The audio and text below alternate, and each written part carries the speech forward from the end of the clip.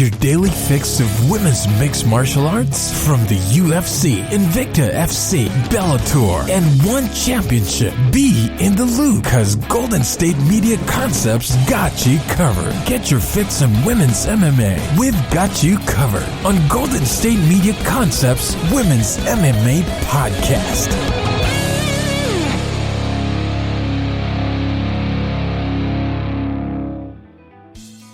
Thank you for tuning into the GSMC Women's MMA Podcast, brought to you by the GSMC Podcast Network. I am your host, Arnel De Leon, and hopefully your day is going well. Whoever you are, wherever you are, hopefully things are going well for you, you're safe, you're healthy, and as we are persevering through the tough year of 2021 after surviving 2020, and I know, 2021, we're only in February, but we're already going through hardships already. It's getting increasingly difficult. Just 2 weeks ago, somebody from my church just recently passed away. And now members of my church, which is of an older congregation, are right now like freaking out. They're like, oh my goodness, like, when will this ever be over? And so there was this like huge funeral event that happened. I was hired to go and film the event. People were not 6 feet away from each other. They were not. But they're amongst their own families. So I guess that's something. Because we got like family A, family B, family C. They're all 6 feet apart from one another, from each other's respective families. So, you know what? I'm just here to say right now, be safe, be healthy, be wary of yourself and your surroundings, and let's just discuss MMA. Because I love mixed martial arts. I love sports. It seems like sporting events, in the general sense, are bringing people back on for their venues. So, if for one championships, they do have audience coming back to their shows. But it's like, it's filmed in a certain way for one championships where you don't notice that there's a crowd there, but you can hear them.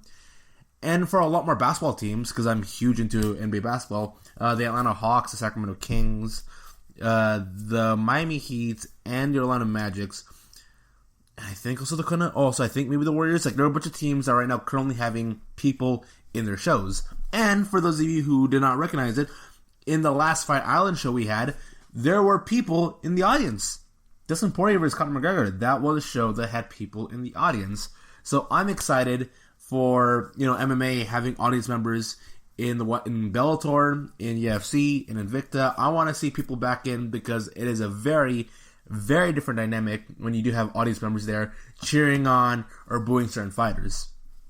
But for today's episode, it's going to be a news brief for the most part here. So first one here is, so this is coming in from South China Morning Post. Bellator signs Darina Mazyuk after female MMA fighter TKO'd a 520-pound male in Russia. And if you've not seen this video, I'll be shocked. But there's a viral video going on right now where I think if you type up crazy intergender fights, I don't know if you type in crazy intergender fights. No, not that one. So there's a video going on right now where there's this fighter called Darina Mazyuk. So she was challenged by this male Russian fighter. I don't even think he actually was an actual fighter. He just, this really big guy who challenged her online. And then he meets up with her inside this cage ring. And then she absolutely destroys this gigantic fight. It bewilders the heck out of me because this dude looks like a proper cartoon character. He looks like a proper cartoon character. If you look at the YouTube comments, everyone's making fun of the guy, being like, all he had to do was just tumble over her and he could have won. He's got a significant 400-pound advantage. Yeah, because I think she came into this fight at 130 or 125, and he came into this fight as 530. So he's a 400-pound advantage. And this reminded me of another fight I saw. This was in Pride. In Pride, there we had this one Japanese fighter fight against this one big dude. And the commentary team are laughing their butt off. This guy's walking around at also 500 pounds. But the 500-pound guy was able to take down the Japanese dude and was able to go on full guard position. But because this 500-pound guy is so immobile in the ground that he really couldn't do any ground and pound action or work you from top position. So he just lays on top of you, and the guy from bottom, if you ever watched Pokemon, Because the way how I explain like these two 500-pound guys is there's a Pokemon named Snorlax. And what Snorlax does in all the Pokemon like video games and in the show, he just jumps on you. He just jumps on you and all his weight just destroys you and just like suffocates you. That's pretty much how this Russian fighter against Darina and that one fighter back in Japan fought the Japanese dude. Like, there's no skill in it, no footwork, no technical abilities, no angling of shots, no head bobbing. This dude, when he was striking with Darina, his arms were down. Alright then? This guy's arms are... He fought like somebody who has no business ever competing in any combat sports. I don't know if this is a joke. I don't know. So, actually, I'm wrong here. It is not a 529-pound guy. It is a 540-pound blogger. And she came into the fight at 135 pounds. So, 135-pound MMA fighter versus... Who, by the way, Darina, she currently has a 5-1 record.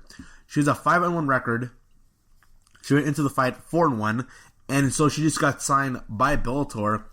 And then she fought a guy who came to the fights because they showed the fight graphic here. He was known as a grappler, weighing in at 540 pounds, whose main occupation is that he is a blogger in Russia. He's only 29 years old, so he's still fairly young. He's still fairly young, and he's 540 pounds. Wow. That is insane. That is absolutely insane here. But I'm happy for Darina here. She knocked out the guy pretty much before the first round.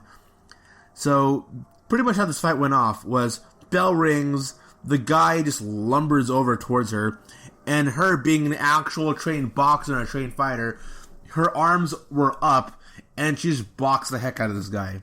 Alright, dude? Even if this guy was, 200 pounds or jacked, like, I've seen many people in my life, I did basketball, I did wrestling growing up, I did football, I did basketball, I did, pretty much all the sports. I pretty much did all the sports, and I had one friend who is, he's currently an influencer right now. He's, this, jack dude, proper 8-pack, look, he's all lean, looks like he has no body fat at all. The dude takes selfies and pictures of his abs and posts it on Instagram. And he's got a lot of people being like, "Oh my gosh, wow, dude, look at you. You look like in awesome shape, wow." So this guy, one of my friends here, who has an 8-pack, he does cross country. One time, me and him were just messing around and just hitting each other. And the way he raises his arms and the way he attempts a punch, I am not joking you, is one of the most saddest things I've ever seen. And that's what I see with this big dude from Russia. Where it's you have obviously never thrown an actual punch. You've never been in a real physical altercation. Now, once again, my friend, he was a cross-country guy. Alright, he's primarily running. That's really about it. His hands... Here's the thing. Here's when you know this dude has never really been in a fight. When you're fighting somebody and their hands are still open and they're slapping you and it's their attempt of punching. It's so strange here. It's so strange. Once again, look at the fight. It's or you can type up MMA woman versus MMA man. And the first video you're gonna see is we got this youth fight going on with 413,000 views. We have Misha Tate showing how to fight against this random YouTuber, but it's not really an actual fight. It's more like her just showcasing her skills. But you're gonna see one of the first videos, this redhead on the left side, and on the right side you see this big dude. And watching this video, it makes me like, oh my goodness, I don't know what this guy did to anger this woman, but I'm happy this woman now got a contract with Bellator through his viral fight. So you know what? She's making money. Good on her for that. So she just signed very recently. So and she's only 29 years old. So right now the sky's the limit for her.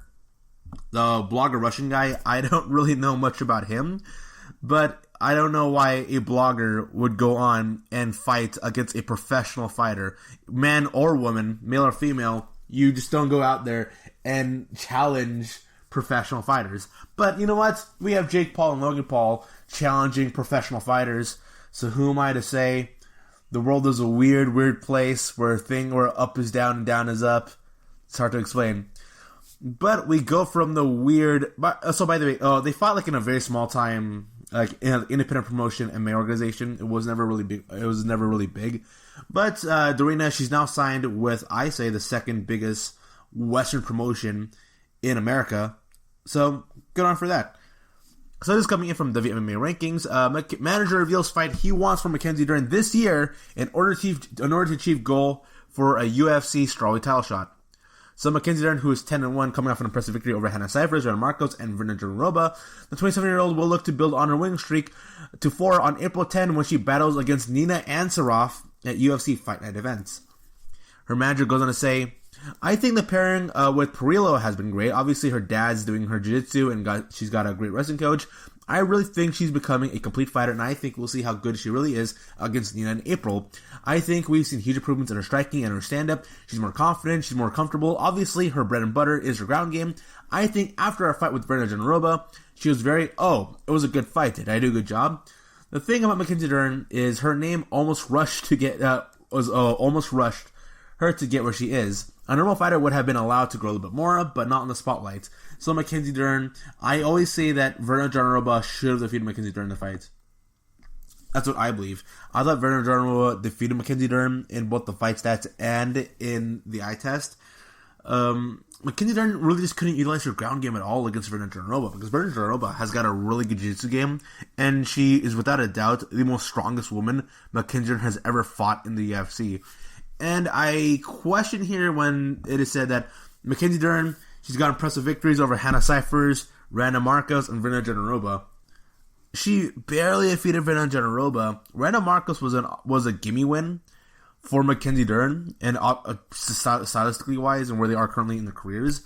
Hannah Cifers, for as much as I love Hannah Cifers for being one of the very few women out there who's got this weird, like, I'm gonna go in there, do my job, go home, and nap.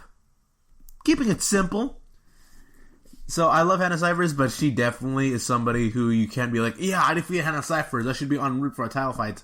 But she's going to be fighting against Nina Ansaroff, who throughout the year of 2020 and 2019 has maintained her position as being a top 6 ranked fighter in the women's strike division. And yes, I will say Mackenzie Dern's striking has improved, but there's a lot of tweaking that should be involved in her striking. For instance, she overdoes it. She overshoots it whenever she throws it for a high kick. Whenever she throws out a high kick, she either falls over, she tumbles down, or her footing is all messed up. Because we've seen fighters like who throw high kicks and they get back to position. Like Mauricio Chocolatula has like one of the best like body kicks I've ever seen, where he body kicks you and then he turns around and he's perfectly back in position within the matter of like 2 seconds. That's how good his kicks are. Yair Rodriguez is also really good in those kicks.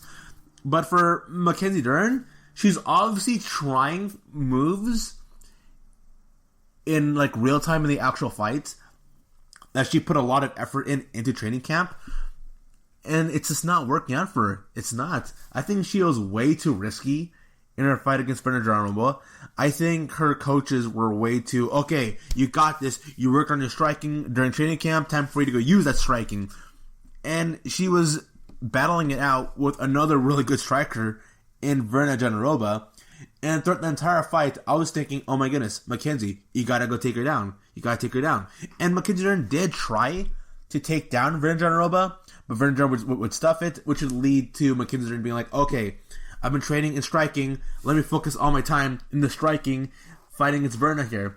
And I thought to myself, oh no, this is really bad. So, in the fight stats, it was shown that Verna Janarova did better than Mackenzie Dern at a per round basis in terms of striking accuracy. And if you look at the fight through purely just the eye test, you could say that, okay, Verna Janarova, she loaded a lot more strikes than Mackenzie Dern, and she landed the more cleaner-looking significant strikes than Mackenzie. So, in terms of the statistics and the eye test, Verna Janarova won the fight. But Mackenzie Dern, now she's fighting Nina Ansaroff in April, and without a doubt, this will be the biggest fight in Mackenzie Dern's career. It is. When I think of 3 fighters who I really do believe can go make way and become big stars, it would have to be Mackenzie Dern, Amanda Nunes, Marina Rodriguez. I think those three women are the future of the women's strike division. And I'm saying this now when the future right now is currently really good at the top of the women's strike division with Rosa Namajunas, Jessica Andrade, Ioana Jędrzejczyk, and Zhang Weili. So the strike division is incredibly competitive. So if Mackenzie Dern is able to defeat Nina Ansaroff, she will definitely be propelled up there upon competing against the top 5 of the women's strike division. You're listening to the GSMC Women's MMA podcast, coming back after the short break here. See you soon.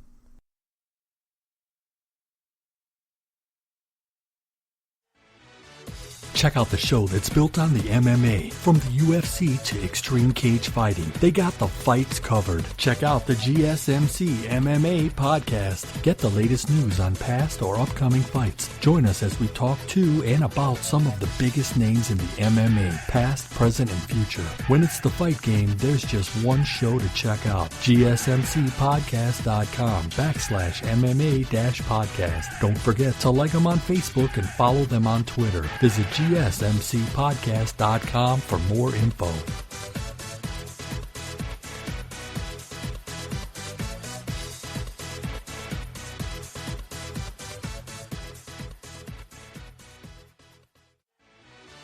Are you looking for the very best NFL and college football podcast? Then check out the GSMC Football Podcast. Get the latest football news both on and off the field. From the NFL Draft to trades to the rumor mill to the NFL Combines. They got you covered. That's GSMCpodcast.com/football-podcast. Get updates on college rivalries, game day insights, and much, much more. It's football talk the way you want it. This show eats, sleeps, and breathes football. Don't forget to like them on Facebook and follow them on Twitter. Visit GSMCpodcast.com for more info.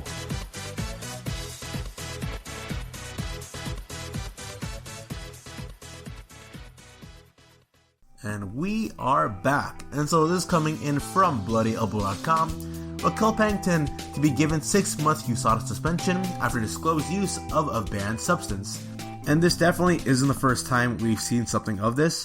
We've seen it with other fighters who just take the medicine from their doctors. And I don't know what's up with fighters just doing this, where they have so much faith and trust in their doctors to the point that they're just open to being given something that they have no clue what's even inside. Like, they'll be given a medicine and be like, okay, I'll go take it. And at least, like, court cases, people being sued, at least through complications like people losing out months of their career, people losing their licenses. This happens all the time.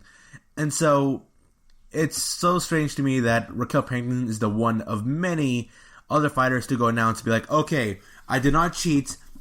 I was given something that I did not know was an illegal substance, and because of that, I don't consider myself a cheater, but I will own up to my mistakes. Yeah, like, we've seen this so many times right now, and Raquel Pennington is the newest person to take something prescribed by their doctor, and they themselves did not know what they were taking in the first place.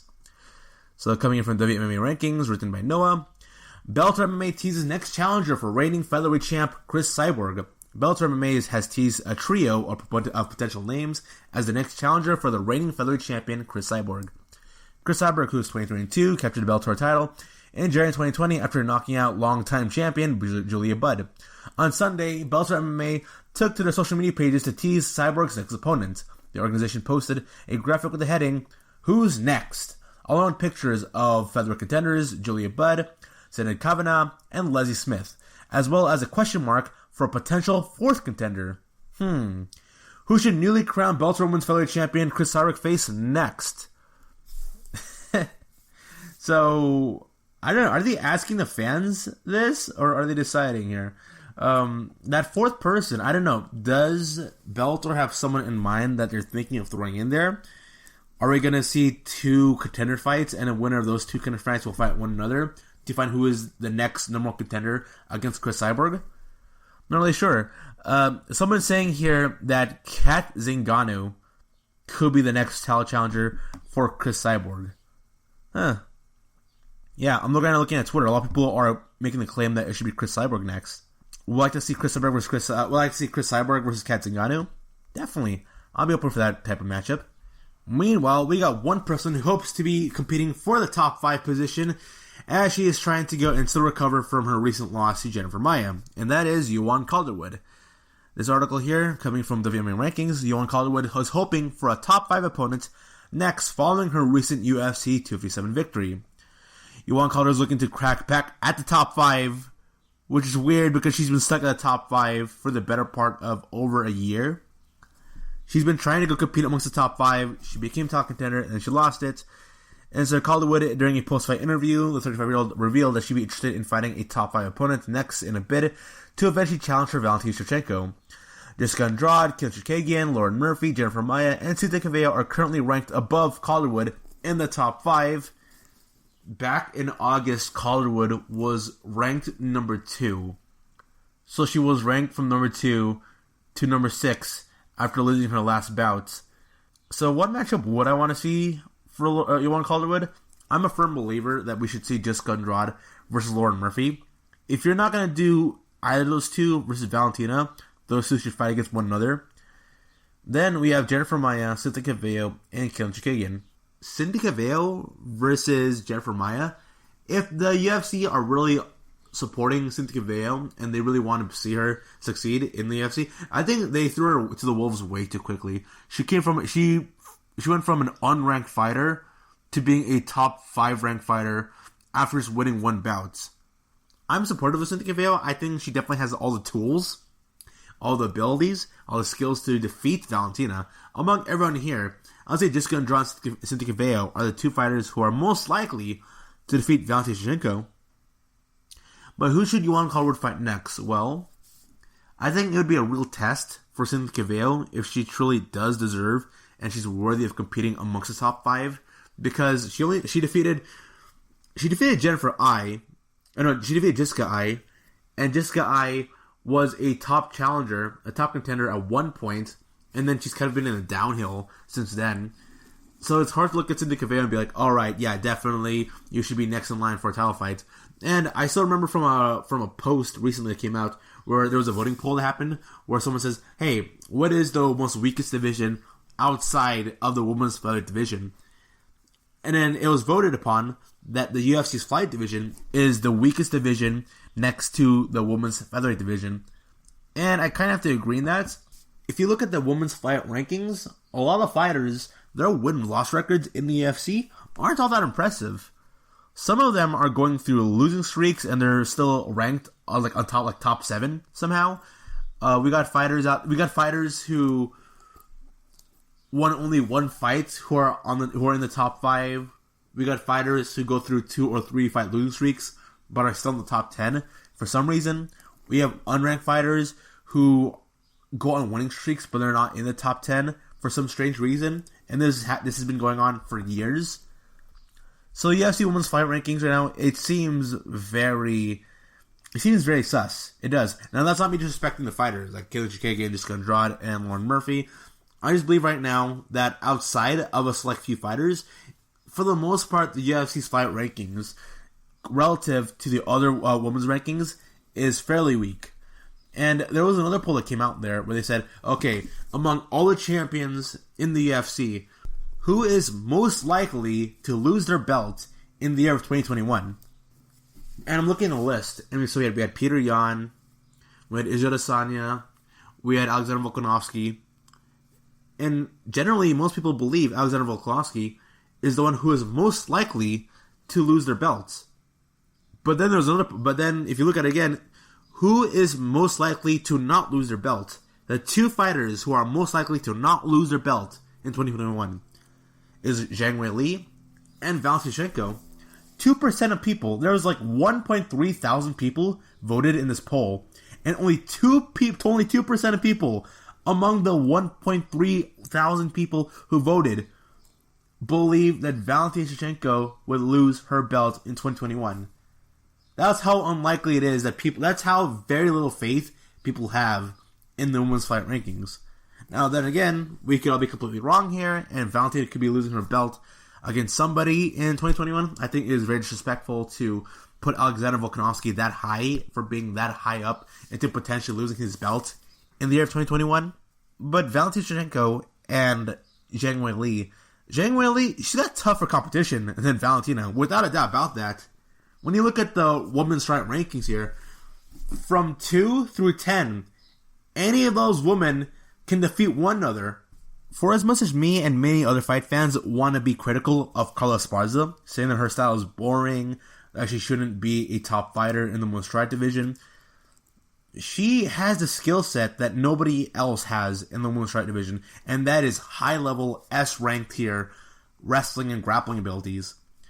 There's nobody in the women's strawweight division who's as good of a grappler as Kayla Harrison, and even though Zhang Weili is an incredibly strong woman, knockout power, one of the best strikers in all of mixed martial arts, she's never really been tested in the ground. She's never been tested.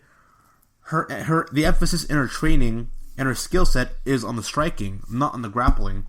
Specifically not in defensive grappling also. Because she's normally the type of woman who manhandles and ragdolls her opponents. She's always coming to all of her fights as being the stronger competitor. And I don't think she'll be able to do that on somebody like Kayla Harrison. And so it really did bewilder me when the poll came out and the two fighters who were least likely to lose their belts are Zhang Weili and Valentin. Because the women's right division is incredibly deep. The women's fight rankings, not really so much. There are multiple women that you can go and convince yourself, oh man, this woman can defeat Zhang Weili, or this woman can defeat Zhang Weili, or if this woman brought in her hay game, she can definitely defeat Zhang Weili. For Valentin, you'd be like Cynthia Cavallo, maybe Jessica Andrade, most likely, but still the betting odds will definitely not be in the favor of Jessica Andrade. So yeah, the women's fight rankings are now, it is fairly weak, to be honest with you. So one fighter right now who's currently coming off a loss, and sadly her stock went down with all the momentum carrying her forward, was Amanda Nunes. So Amanda Nunes, her dad went out to MMA fighting, and he sent a report out there saying that we have no excuses and congratulate our opponents, Marina Rodriguez, up that she landed a very efficient strike that left Amanda knocked out on her feet and won the fight. We prepared for Kayla Harrison for months, and then Michelle Waterson, and then Marina. We did everything right and professional, and the strategy worked well in the first round, which we won. And we were going to follow the same strategy in the other rounds. However, unfortunately, she landed a strike early on in the second round that nullified Amanda, and you know what? That's the sports. Amanda has no scratch and is ready for the next one already. We'll go back to her hometown now and train hard because we'll ask her to fight in April in Las Vegas or May in Abu Dhabi. Reebos is without doubt one of the most talented people in the UFC strawweight division. She's only 27 years old. So we're about at the peak. We're currently at the beginning phase of the peak of Amanda Nunes right now. And she's definitely one of the fighters the UFC really wants to push. And before the fight against Marina Rodriguez, the commentary team, they were just completely selling Amanda Nunes for being like, this girl, she's got superstar potential in her. She's got natural charisma. And in the fight hype promo, where they're showing the two fighters of Nunes and Rodriguez, the majority of the talking points are coming from Nunes. And Nunes isn't really, because Nunes is one of those fighters who you can tell the UFC really wants to push, in the sense that A, she's a really good grappler. B, she's a really strong striker, so she's got the all-around MMA skills. She's also a fighter who's very humble. She almost never trash talks ever towards any of her opponents. She is a family person. Her father is super supportive of her. So Amanda Nunes, she has all the skills and abilities, and she's got that potential, similar to Paige Van Zandt, in the sense of okay, if everything goes perfect for you, the UFC is definitely going to support you all the way, and they're going to try their hardest to make you a superstar. Alright then, she's got the natural charisma, and she's got the abilities, she's got the skill set, and she's only 27 years old. Now, the problem with Amanda Nunes, though, is the fact that she just has to avoid making slight errors in her game that will go and open her to losses. Now, Marina Rodriguez is one of those, fake top 10 fighters. When I say fake top 10 fighters, I mean she's one of those fighters who, kind of like the San Antonio Spurs in basketball, contrary to their ranking or what their recent performance is, they definitely are a very dangerous opponent. And if you don't take them seriously, or you don't prep up or game for them, they will definitely defeat you, no matter who you are, whether you be an unranked fighter, a number 3 ranked fighter, a number 7, even if you're a champion. Marina Rodriguez is one of those fighters that you can definitely see defeating Zhang Weili. I believe that Marina Rodriguez is a better striker than Zhang Weili. The big issue with Marina Rodriguez's game is the fact that she's pretty one-dimensional. One-dimensional in the sense that she's primarily just a striker, and her clinch work is very iffy. Her wrestling is very iffy. Her wrestling defense is incredibly underrated. Me and a whole lot of people, when she lost to Carla Esparza, we just chalked it down as to Carla Esparza. She fought recklessly in that fight. She wasn't focused in on the game plan. She was trying to go and do all these moves, all these submission attempts, when she really shouldn't have. She should have been a more of a control fighter. And yeah, Marina Rodriguez, she herself isn't the best grappler or the best wrestler in the world, but she is definitely good enough to be able to defend herself from fighters who are really good at takedowns, or are good at wrestling, or are good at grappling. Now, Carla Esparza, S-ranked tier wrestler. Marina, S-tier ranked striker. So, Amanda Nunes, who I see right now is kind of like a B-plus striker, an A-minus wrestler. And because of that, she's got a lot more room to grow. In terms of overall ceilings, of where you see both her and Marina Rodriguez, she's the better fighter now. She's a better fighter than Amanda Nunes. I believe Marina Rodriguez will do better in competing amongst the top 5 of the women's strike rankings better than Nunes. But I believe in a year or two from now, Amanda Nunes has the higher ceiling. Her potential is unbelievable. So if Amanda Nunes is able to put it all together, and if she can go through another winning streak again in the next year and a half, 2 years, she could be fighting for the title at some point in the near future. Amanda Nunes has all the potential in the world, but can she put it all together? That's something we got to keep track on. So you're listening to the GSMC Women's MMA Podcast, coming back after the short break here. See you soon. Tired of searching the vast jungle of podcasts? Now listen close and hear this out. There's a podcast network that covers just about everything that you've been searching. Hey! The Golden State Media Concepts Podcast Network is here. Nothing less than a podcast bliss with endless hours of podcast coverage. From news, sports, music, fashion, cooking, entertainment, fantasy, football, and so much more. So stop lurking around and go straight out to the Golden State Media Concepts Podcast Network. Guaranteed to fill that podcast itch. Whatever it may be. Visit us at www.gsmcpodcast.com. Follow us on Facebook and Twitter, and download us on iTunes, SoundCloud, and Google Play.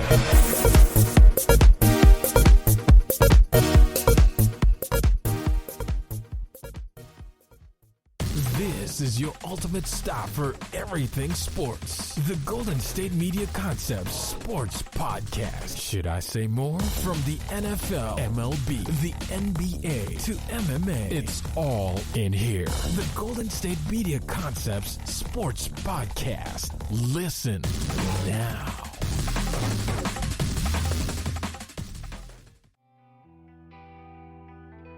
One fighter that you definitely do need to keep tracking is heavy competitor Gabi Garcia, because she calls out joke Kayla Harrison. I'm not calling her joke, it's in quotes joke, as she claims the PFL lightweight keeps giving her excuses. Gabi Garcia, who is 6-0 in her MMA career, took to Twitter on Monday to show her interest in a bout against PFL's Kayla Harrison. The 35-year-old says she has been waiting 3 years for this potential fight, but isn't happy with Harrison wanting her to cut weights. I am waiting 3 years for Kayla H, at Kayla H, telling me how much she wants me to cut weight to accept the fight. Just excuses and jokes. Hashtag RisenFF. Alright, so Harrison currently competes at PFL at the 155-pound division.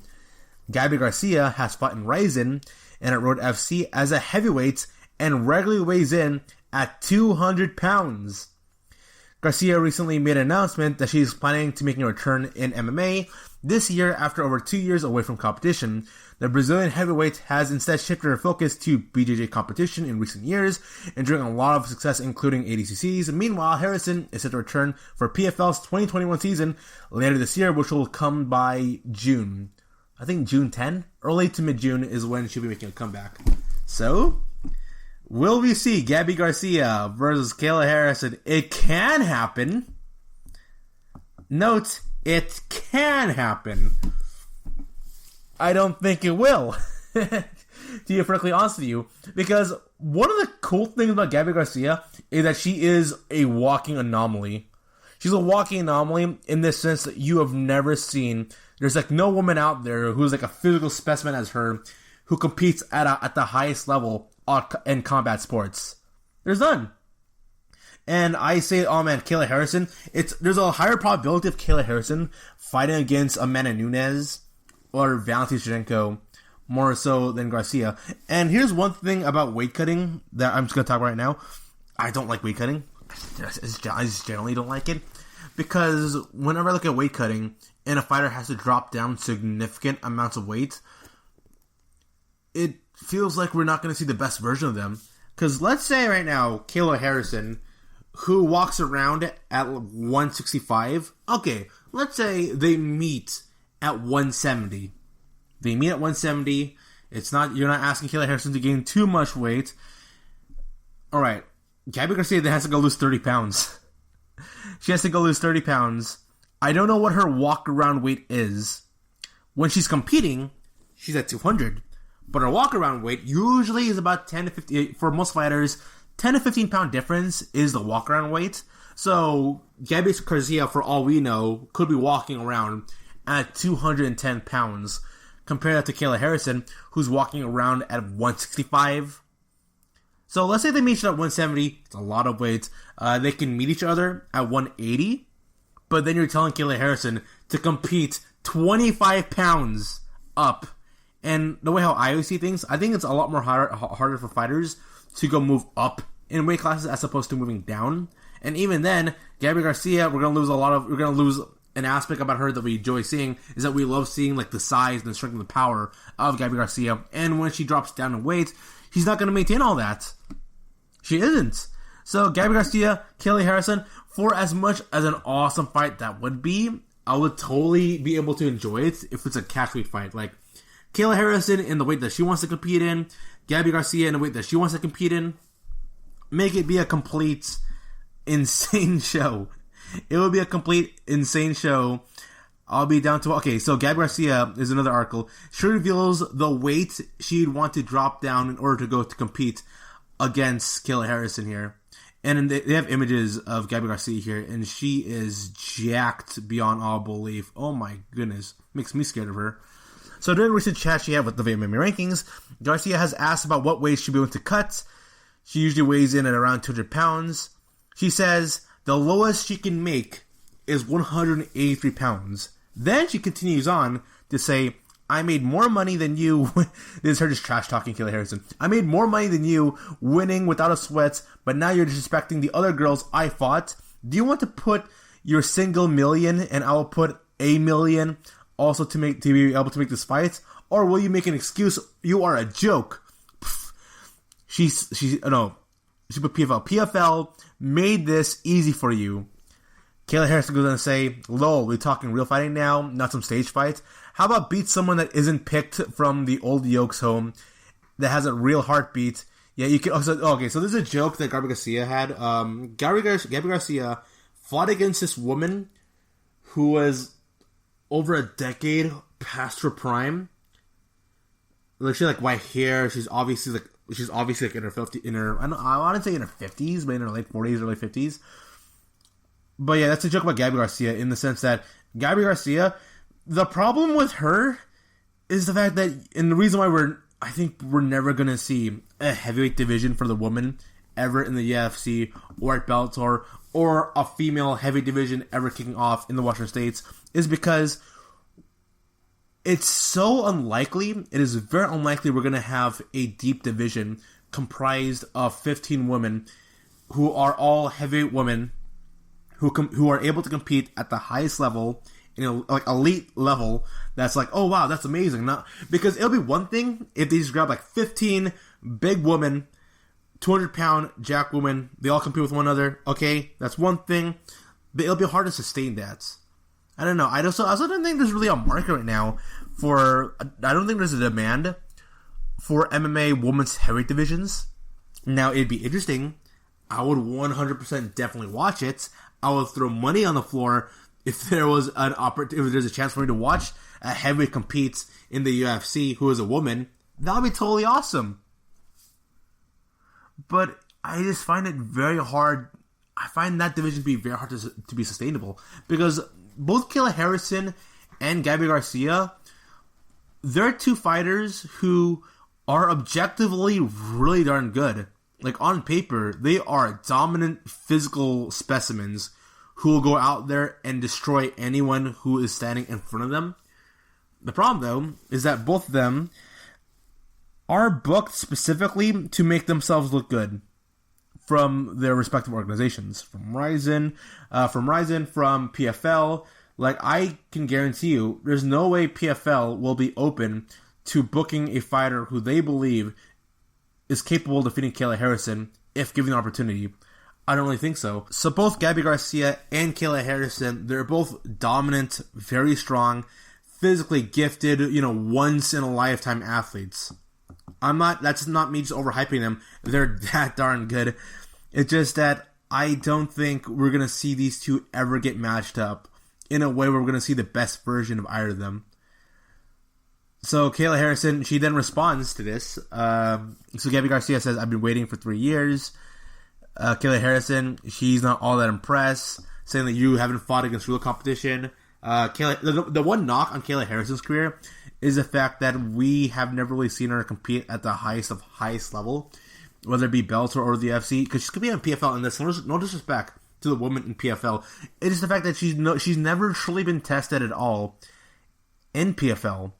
She's never been tested, and because of the lack of competition for her at PFL, it's very similar to like Valentina Shevchenko, where for as great as Valentina is, for as great as Kayla Harrison is, because we've never seen them get challenged or be in a position where you're like, oh my goodness, I don't think Valentina's going to win this, or I don't think Kayla Harrison's going to win this. Yes, Valentina, she lost to Amanda Nunes, but that was years ago. The current iteration we're seeing right now of Valentina Shevchenko is a lot more better, and I don't think there's one right now in the most fight rankings who can go and compete with Valentina, and I don't think there's a lightweight out there in the world who can go compete with Kayla Harrison. So we have challenges being thrown off the wazoo here, as we got another challenge. So Gabi Garcia, okay, so Destiny Yarbo calls for a rematch against fellow heavyweight Gabi Garcia, and she says, I'm not the fighter she faced before. So Destiny Yarbo, hoping she can get a rematch against fellow heavyweight fighter Gabi Garcia at some point this year. So Yarbo is 2-0, fought against Gabi Garcia back in 2016, losing by way of first round Americana submission. The 30-year-old has since rebounded with a dominant decision victory over Bezmin Kuzmovia and has been tirelessly working on her MMA game, in particular in her striking as she prepares for a professional boxing debut in the near future. During a recent chat with WMMA Rankings, Yarbo opened up about her plans in 2021. He goes on to say, of course, Gabby is in my sights for a rematch.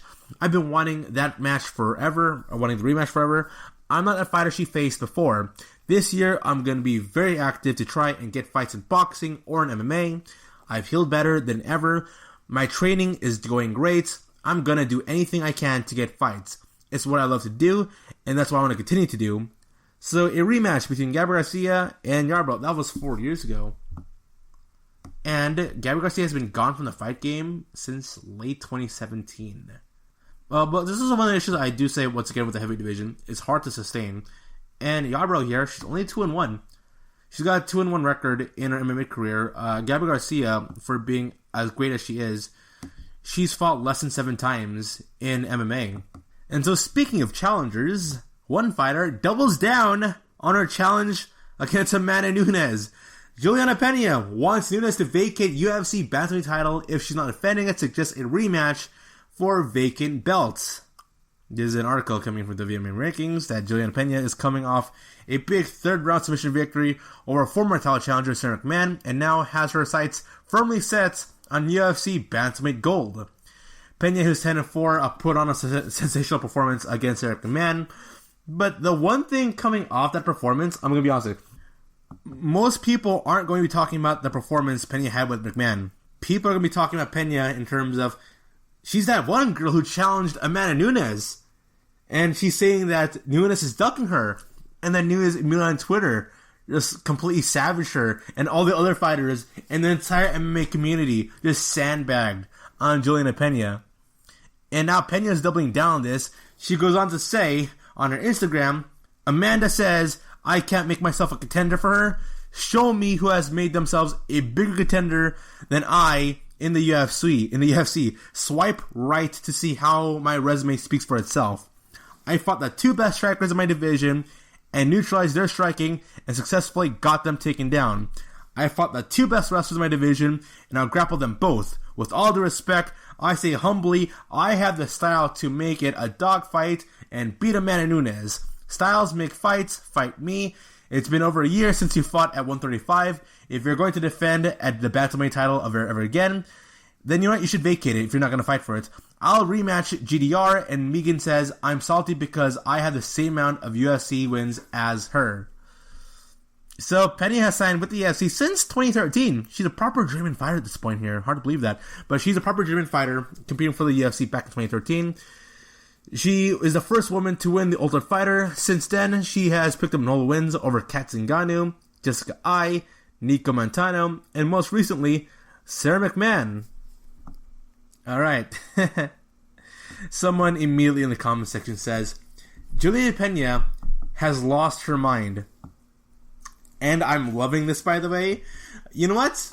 Pena, for being the German fighter she is, for going through as much as she has in terms of making her way up in the rankings, because when I was looking up the women's MMA fights, there was very little hype going into the bouts between McMahon and Pena, because people are talking about Yuan Calderwood, Jessica Ai, Amanda Rebos, Marina Rodriguez.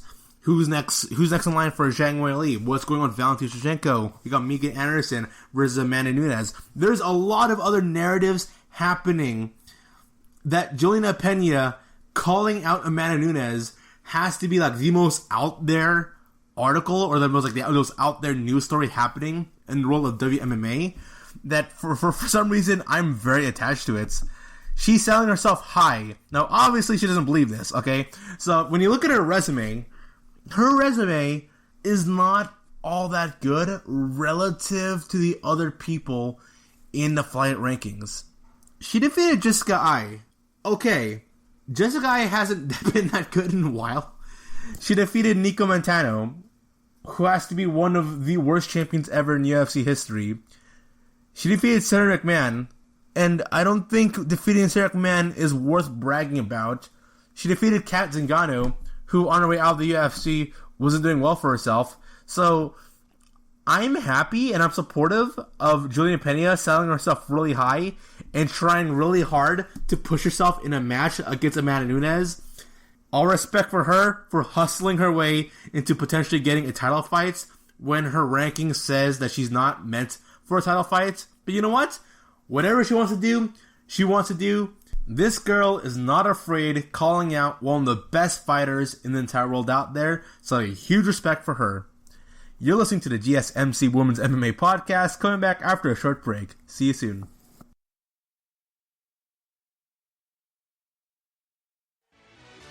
Are you looking for help for your fantasy football team? Check out the GSMC Fantasy Football Podcast. Get today's best advice on who to start, who to sit, even who you should draft. From sleeper picks to red hot lineups, they got it all covered for you. That's gsmcpodcast.com/fantasy-football-podcast. We'll cover traditional leagues, dynasty, PPR, even IDP leagues. When you need fantasy help, there's just one show to hit up. Don't forget to like them on Facebook and follow them on Twitter. Visit gsmcpodcast.com for more info.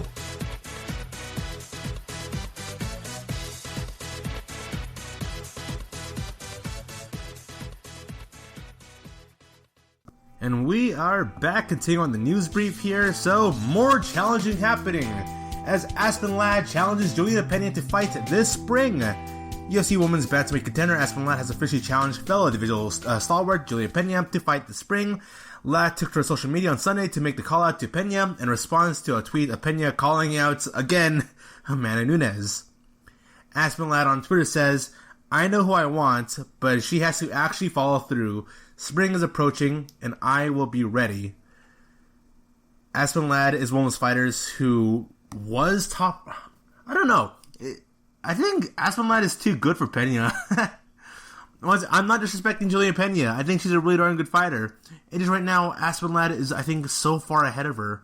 So is GDR, and Pena is challenging GDR right now, saying she's open to fighting against Jermaine Duraname if Amanda Nunes isn't focused at competing as a bantamweight. And for me, I'm looking at this, and I'm like, okay, how I see things going right now, if Megan Anderson loses, the featherweight division, it gets scrapped. If the featherweight division gets scrapped, we'll be en route for a new division, which I think will be the atomweight division. And I would much prefer to have a women's atomweight division over a women's featherweight division, because here's the thing: you can grab a bunch of featherweights and you can just unload them in onto the bantamweight division, because the bantamweight division right now, it's strong, but it's relatively weak outside the top 5. So what you can do right now is just focus in on putting a lot of top tier women, a lot more of the bigger women compete in the bantamweight division, and also leave room for a lot of fighters to go compete in the atomweight division. You have a lot of, like, the start division now is incredibly stacked, and we have fighters who can easily drop down in weight and compete at atomweight, and they would do a lot more better than compared to the start division. So an atomweight division is something I'm really supportive in. The featherweight division, if Megan Anderson were to win the belt, because it's for the featherweight title, then I think the featherweight division, it's going to remain afloat. And Jermaine Duraname will probably be next in line to fight against Amanda Nunes. Coach Mike Brown says Kayla Harrison is ready for the big names, wants PFL to sign fighters on the level of Chris Cyborg. American Top Team head coach Mike Brown feels as though Kayla Harrison is ready for a major step up in competition. Coach Brown, in a recent interview, says that Kayla Harrison is someone who, whether she's got a fight or not, she's in the gym. She's pretty much there twice a day, every day, whether there's a fight for her or not. She's another very, very dedicated athlete who's made huge strides, huge gains. I mean, you would expect this from somebody who is obviously, I would say, gifted genetically. I would say all this in her and fully committed in every way. She lives her life to be the best fighter on the planet. This is coming from an interview he had with MMA Junkie. Brown feels as though that Harrison has enough MMA experience and is now ready to take on elite level competition in her MMA career. He is hopeful that the PFL will sign fighters on the level of Chris Cyborg for Harrison to fight at this year's season. He says she's made unbelievable gains from day one, but now she's 8-0. Now she's had 8 fights with all the experience and now very comfortable in the cage. She's really good. She is on point. I think to start fighting anyone they can throw at her. Whoever in the world they got, throw it at her. I think she's at that point she can take on big challenges, and she's at the point where she can take on anybody, I think. The big names she's ready for, PFL has been great. PFL is growing. It'll be great to see them bring in some big names. They could bring in Chris Cyborg or somebody of this nature to challenge her. I think she's in a great spot. I think they're doing great things. It's growing. You got guys like Anthony Pettis, world champions in other organizations now coming to the organization. I think it's going to be a different PFL this year. One fighter who is going to PFL is Fabricio Verdum. So yes, PFL is definitely growing. But just like I said before, same thing with Gabi Garcia. Both her and Kayla Harrison are in this weird rut that they're not facing high-level competition. That's not me disrespecting the competition they've already faced before, but I think they're not facing women who you could see as being believable opponents who could actually beat either of them. So Kayla Harrison, for as big of a name as she is, I'm still waiting on, what this huge rivalry for Kayla Harrison. I think rivalries make superstars, and we have yet to see a Kayla Harrison rivalry really go and take shape at PFL. So the UFC has signed a new fighter. UFC signs China Performance Institute graduate, Dragon Girl Na Liang. The UFC has signed Na Liang, a highly touted academy graduate, out of its state-of-the-art Shanghai Performance Institute in China. The UFC's Apex Senior Vice President, Kevin Chan, confirmed the news on Tuesday in a statement sent to South China Morning Post. As well as Liang, the UFC also signed male flyweight Yuri Kulang.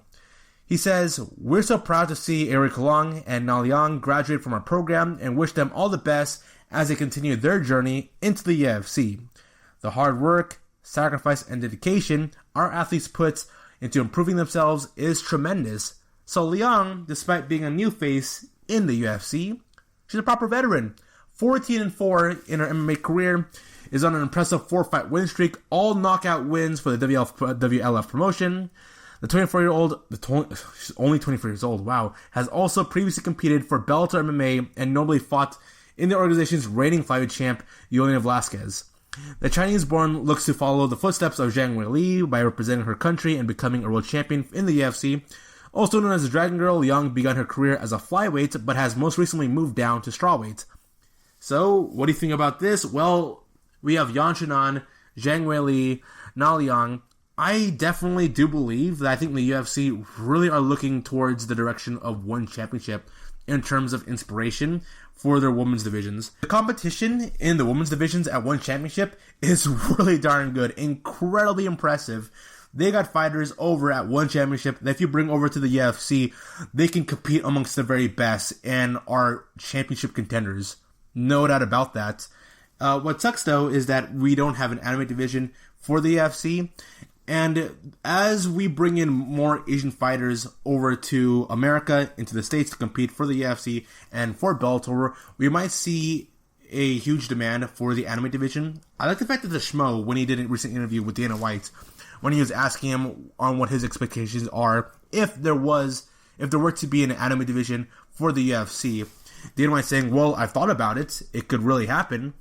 And, if it does happen, then it does happen. So, I'm excited if we do have an anime division. There are a lot of really darn good anime fighters over at One Championships. And if their contracts go out, or, you know what, the UFC, they're focusing in on appealing to the Asian market, to the East Asian market, trying to go get a lot more East Asian fighters into the UFC with the success of Yan Xiaonan and Zhang Weili. And they're also bringing in a lot more male Chinese fighters over to the UFC. So they're bringing in a lot more East Asian MMA influence over to their product, and that's something I'm really happy about. First ever Bellator flyweight women's champion Lima-Lei MacFarlane lost her belt to Juliana Vlasquez this past December, so now she is 11-1 in her MMA career. In a recent interview she talked about her future and about that one loss she has. So she goes and say, I feel like people thought I was too comfortable, and in some senses I think I'm getting like that too. I need to feel a loss, and I think everybody does this in every sport, in anything. You need to feel what it's like to lose and respond to it accordingly. I lost my dog this year, and that was for sure the worst thing that happened to me in the year of 2020. This coming in from an interview with MMA Fighting. She continues saying, it was great. That was the first time I really bled. I always wanted to have a really bloody fight, just a war. Well, it wasn't really a war. I actually thought it was a boring fight. It was very bloody, so that was very cool. I now know what it's like to be split open and to have a broken nose, and it wasn't really that bad. The 30-year-old says that she isn't in a hurry for a rematch, and she'll in fact relish not having to compete in a 5-round fight again. She continues saying, nah, I'm good. I'm totally fine. I was just joking with my corners right after the fight in the cage. Doesn't mean I don't have to fight and train for 5 rounds anymore. MacFarlane believes that Liz Camucci or Denise Caholtz should be next in line to fight for the belt, or at least fight each other, with the winner taking on Julian Vlasquez for the title. She says, I could see either of them fight for the belt, or fighting each other for a chance. I'm excited to see how this shakes up the division. So good on for MacFarlane for being positive and optimistic for herself. That is her first and only loss in her MMA career, and she's still only 30 years old. So I wouldn't be surprised if Lima-Lei MacFarlane does come back for the title, either by the end of this year or some point early next year. So one fighter reflects on a really good historic debut this past month.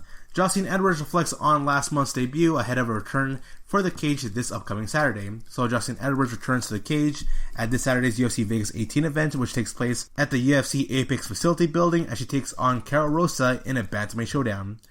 Edwards, who is 10-2, will be making a quick turnaround after her short notice promotional debut this past month at UFC Fight Island 7. The 25-year-old wowed audiences in her first UFC showing, putting on a dominant display against Wu Yanan and ultimately earning a unanimous decision victory. Also known as La Patera, Edwards is also known to make history last month by becoming the first woman from Panama to fight for the UFC. During a recent chat with MMA Junkie, Edwards reflected on her history making UFC debut.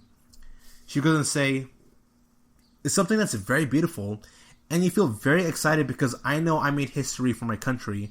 I am the first woman to win inside the UFC and the first to be in UFC, so it pushes you to work harder and keep improving. Now, she's saying she's the first woman from her country. I have many people that look up to me, so it excites you a lot and pushes you to give it your all. Yeah, I did feel that pandemonium embrace and all the country came together, and if it wasn't for the quarantine, they were going to go out and celebrate at Cal 50, the 50th Street, which is where celebrations go down. So people were very excited. It makes me really happy because you always need the support from your family, the support from your country, so it's something that's very motivating for me. Edwards admits that she was nervous leading up to the fight, but feels as though this is natural for anybody making their UFC debut. She goes on to say, and I quote, "When the song started playing and I started walking towards the octagon, that's when the nervous kicks in. Because before that in the locker room I was sleeping for 2 hours before the fight, so I woke up, I began warming up, and then I get called and they put the camera on me. I didn't get nervous because of the camera, but that's when it set in. Okay, I'm going to fight, and that's when the nerves started. I had never been so nervous for a fight like that on January 16, but I feel like you're fighting and debuting in the UFC, the number one promotion in the world. It was obvious that the nerves were going to go and kick in. So she'll be fighting this upcoming Saturday, February 6th at the Apex Facility Building." Gabi Garcia has reacted to a recent call-out from a Jiu-Jitsu heavyweight champion for an MMA fight, as well as revealing details for her next BJJ match. So Joaquin Bonfirm, a multiple-time BJJ World Heavyweight Champion, recently came forward to warn Gabi Garcia that she is willing and ready to face her in an MMA bout. The Brazilian is passionate about the growth of the heavyweight division in women's MMA and is keen to be part of it. Garcia, who's 6-0, caught wind of Bonfirm's comments and took to her on Twitter to issue a response. In short, a message, the rising star simply said she is ready anytime for an MMA fight against Bonfirm. Garcia then went to Instagram and she announced that she'll be returning to a BJJ competition on February 26, when she takes on Natalie De Jesus. This match would be the third fight in their trilogy after going 1-1 against her. She says, "I'm back. Super excited for this opportunity. I'm 1-1 between us with Natalie De Jesus, and now it's time for us to go back there." She says, "Who is number one? It's going to be a war. Natalie is a tough opponent and I'm ready for this fight. One of the most gifted talents out there in our sports. Hope this time, #who, we finish this fight with one submission." Jillian Robertson talks her recent loss to Talia Santos, her upcoming UFC 258 bout, and the status of her contract. So Jillian Robertson, she returned to the cage at UFC 258 event on February 13 when she takes on Miranda Maverick in a flyweight contest. Robertson, who is 9-5 in her MMA career, went 2-1 in MMA competition during 2020, picks up wins over Courtney Casey and Poliana Botello, but loses out to Talia Santos. The 25-year-old will be looking for a redemption story on February 13 and is keen to achieve her goal of becoming the best in the world. The American top team standout talked with Cage-Side Press about a number of topics, including her loss to Santos, her fight against Maverick, and her UFC contract. Robertson, when discussing her loss to Talia Santos, goes on to say, "Coming off a loss, I guess it was a bigger obstacle than I thought. Santos had a lot of experience, but it wasn't necessarily against a lot of high-level girls. I definitely felt a little bit more confident going into it, but she came up with a smart game plan, and it was able to leave her with her hand raised." On lessons learned from her loss to Santos, she goes on to say, "I'm just trying to be the best MMA fighter I can in the world, so going out there, I'm testing myself every single time, trying to put myself up against the best girls in the world until I can call myself that. It was just a test that I wasn't ready for at the time. By the time the next test comes in, I'm going to make sure I make the adjustments so that we're ready and I'm getting my hand raised." Now, on the discussion of Miranda Maverick, her upcoming opponent, she continues saying, "We've never got to compete against one another, but we've seen each other compete other times. I've got a lot of respect for this girl. She's always down to fight, always down to get in there and test herself. She's kind of like my style. She's a top heavy grappler. She's just me, but a southpaw." And as it pertains to her UFC contract, she says, "Before this fight, I'll have a new contract. I want to be the best in the world. Obviously, money matters, but this isn't about money for me. It's about proving I'm the best in the sport, so I'm going to stay here where the highest level of competition is." So we can expect Jillian Robertson to potentially compete in more UFC bouts down the line. And so with that being said, that will bring us to a close for today's podcast. You have been an awesome audience. All I gotta say is thank you. Thank you for listening to the GSMC Women's MMA Podcast, brought to you by the GSMC Podcast Network. I would like to ask that you please remember to subscribe to the show and write a nice review. That really helps us. Also, if you can please follow us on Facebook, Twitter, and Instagram. Thank you, and have a good night. You've been listening to the Golden State Media Concepts Women's Mixed Martial Arts Podcast, part of the Golden State Media Concepts Podcast Network. You can find this show and others like it at www.gsmcpodcast.com. Download our podcast on iTunes, Stitcher, SoundCloud, and Google Play. Just type in GSMC to find all the shows from the Golden State Media Concepts Podcast Network, from movies to music, from sports to entertainment, and even weird news. You can also follow us on Twitter and on Facebook. Thank you, and we hope you have enjoyed today's program.